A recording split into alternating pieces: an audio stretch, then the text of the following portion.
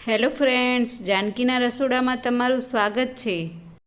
આજે આપણે એકદમ ટેસ્ટી ઠંડાઈ બનાવીએ। ઠંડાઈ બનાવવા માટે મેં અહીં એક તપેલીમાં લીટર જેટલું ફૂલ ફેટ દૂધ ગરમ કરવા માટે મૂક્યું છે। ઠંડાઈ બનાવવા માટે મેં અહીં તૈયાર ઠંડાઈ મસાલા પાવડરનો ઉપયોગ કર્યો છે। હવે આ મસાલા પાવડરને પેકેટમાંથી કાઢી અહીં મેં એક વાટકીમાં લઈ લીધો છે। ઠંડાઈ મસાલા પાવડરને મિક્સ કરવા માટે મેં અહીં ગરમ દૂધમાંથી 1 ચમચા જેટલું દૂધ મસાલા પાવડરમાં ઉમેર્યું છે। ગરમ દૂધમાં ઉંફાળો આવી ગયા બાદ આપણે તેમાં 1 કપ જેટલી ખાંડ ઉમેરીશું। ખાંડની જગ્યાએ તમે સાકર પણ ઉમેરી શકો છો।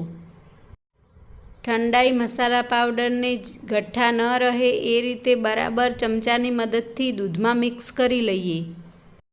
હવે આપણે દૂધ અને ઠંડાઈ મસાલા પાવડરના મિક્સચરને દૂધમાં ઉમેરી મિક્સ કરી અને થોડીવાર માટે ઉકાળી લઈએ। દૂધ જેમ જેમ ઉકળતું જશે તેમ તેમ જાડું થતું જશે।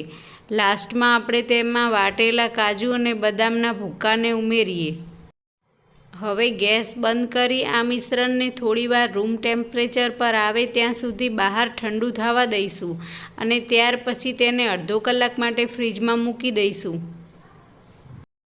એકદમ ઠંડી થઈ ગયા બાદ તેને મેં એક ગ્લાસમાં સર્વ કરી છે। તમને જો મારા વિડીયો પસંદ આવે તો ચેનલને સબસ્ક્રાઈબ કરી વિડીયોને લાઈક અને શેર કરશો અને તમારી જો કોઈ કમેન્ટ હોય તો તે મને અચૂક જણાવશો।